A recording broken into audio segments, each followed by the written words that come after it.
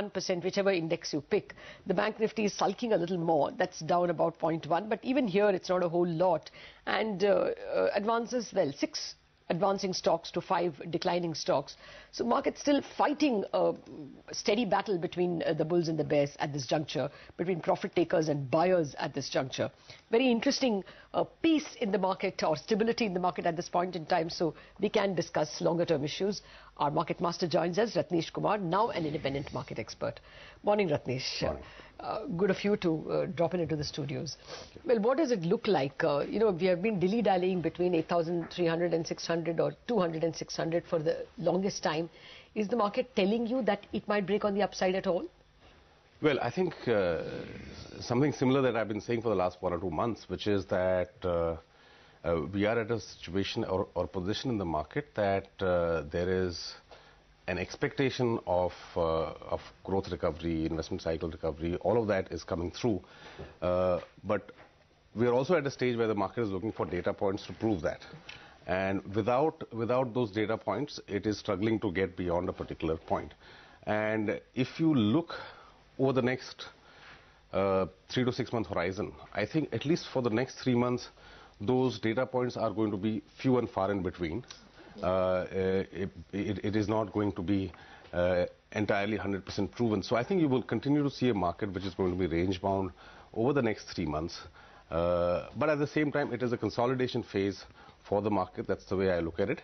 And it is also the phase where one could actually dig deep down and build long-term portfolios. Okay. Oh yes. In fact, this is the best time to pick stocks when the market is in consolidation phase, right? That's what we've learned from hindsight. But what are the stocks or sectors you would recommend one should get into now?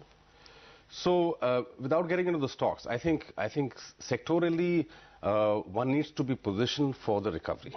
Obviously, the recovery is not here now. It is not going to be here tomorrow or in 3 months. But there are enough signs that it is going to be there on a longer term horizon. So from that perspective, I continue to like capital goods and construction space, which are the leveraged play on any kind of recovery in the economy, and also banks, because banks are always a play on the recovery in the economy. And one good thing which has started to emerge in the last week, 10 days, is also that a big chunk of the banking space are the PSU banks. And finally, there seems to be some action that is being seems to be getting taken by the government to resolve the long-term capital adequacy issues which are there. So banking and capital goods construction are the 2 areas that I would focus on at this point. So you would wait to see a recovery in the PSU bank earnings, or would you still go ahead and buy at this point? Because none of them have given any major... I understand that the government is doing a lot to recapitalize, etc., but we haven't seen any recovery in earnings. So by the time the recovery is earning visible, I think the stocks would probably already try to discount that. I think much of that space is trading at half-time book and thereabouts. So I think on a risk-reward basis, if things are indeed going to go in the right direction in terms of recapitalization, be it from the government side or from the market, and eventually the balance sheets are going to get working again, then that is another space which could be worth looking at from a long-term perspective. Obviously, it is going to take time to get around the big issues and the problems which are there, but the valuations already reflect that. So I think from a longer term perspective, even that part of the banking space is looking interesting now. The other part, which was the private sector banks, are anyway in good shape. So which is where I pointed to 2 sectors, banks and capital goods. Okay. Well, actually, the big rally that's happening in the past several weeks and months is in the mid-cap space. I was just looking at some year-on-year numbers. Year-on-year, the CNX mid-cap has risen 79%. Nifty is up 38%. If you look year-to-date as well, the mid-cap CNX 100 is up about 13%. The Nifty is barely up, maybe 3%. What are your overall comments? You think that there are nuggets in the mid-caps which you should latch on to because you won't get them at these valuations, or do you think there is going to be a big messy bubble burst over there and then you will pick up the pieces?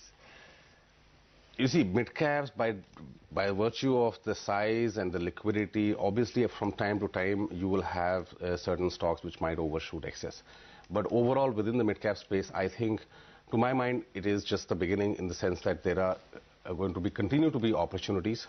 And so I wouldn't call it a bubble waiting to be burst right now. There are going to be enough and more opportunities. So, there are two ways I look at it in terms of the mid-cap opportunity. One is clearly they are more leveraged to the economic recovery or the business recovery which might happen, being smaller companies.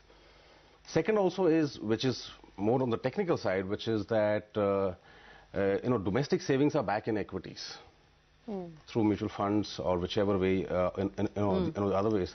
So historically we found, for whatever reason, that domestic money seems to have greater conviction on going down the market cap ladder in terms of investing in mid cap. So both fundamentally and technically, I think that trend is going to sustain for a while more, and obviously out there it all gets down to stock selection, because you don't apply a sectoral story on a mid cap, and it has to be based on individual company selection, etc.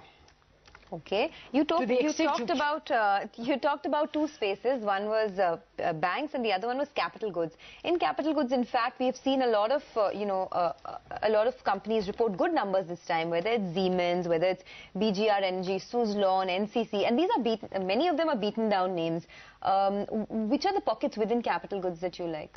So the first pocket, which is probably looking interesting, is more on the construction side, because you already have orders which are beginning to come through from the government side on highways, etc. So I think that's one space which looks interesting to me. On the equipment side, it is going to take a bit longer for that recovery to be visible. So after construction, I think the EPC contracting space also looks to me promising on a long-term basis, and so all the spaces are good. I think it will then eventually get down to each of the segments, and where the earnings and the order momentum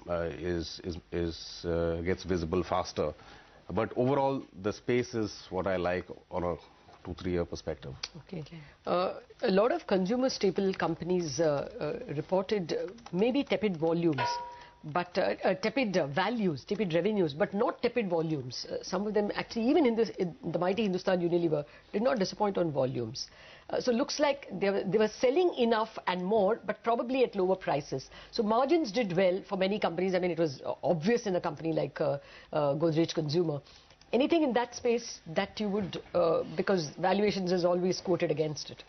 Yeah, so historically, valuations didn't come in the way of the sector when it was looked at as a place to hide or defensive, etc. At this point in time in the market, my approach, my strategy is to position for a recovery, on a 2-3 year basis. So with that being the case and the valuations already being high in that space, I think as a sector, it is going to underperform the market. Whether individually there might be opportunities here and there, absolutely, but as a sector, I would say staples here on, because of relatively lower growth and higher valuations that they already have, which they deserve to have, but because they already are rich in valuations, I think they will lag the broader market and other recovery plays. Okay. So apart from the the stocks or the spaces that you spoke about, any sunrise sectors, anything that defense is one space that's hotting up. Although we haven't seen the fruits of those deals in the order books of many companies like Bharat Forge, etc. But this is a space that everyone's talking about. In your mind, any sunrise sector? So defense is obviously a fantastic, and it could turn out to be a great story. But it is going to be a 5-7 year kind of a story. So trying to look for defense plays in the listed space right now, I think is a bit premature. Obviously, the market likes that story. So whichever stock sometimes which seem like defense plays, there is excitement. But in terms of actual earnings impact, it is going to be a long while. So I'm not that much focused on stock opportunity from the defense opportunity. Now, I was Obviously, just citing one example. If you have any other sectors that you're recommending now. yeah, I think if you're looking at the fact that the recovery is going to come through over the next 2-3 years, you know, some pockets of urban consumption, discretionary consumption, I think they'll continue to do well because people will get more confidence to spend on leisure, entertainment, those sort of activities. So that's an area which I think also as a small segment of the market, to me looks good on a 2-3 year basis. Okay, you said discretionary. So I got an idea that you're thinking about one of those restaurant companies, pizza companies as urban discretionary spending. You didn't say that. I'm saying it. Rajneesh Kumar, thank you very much for joining us with your thoughts this morning. Thank you. Okay, so that's a positive bet on banks and on capital goods that Rajneesh largely favors. We'll take a break on that note.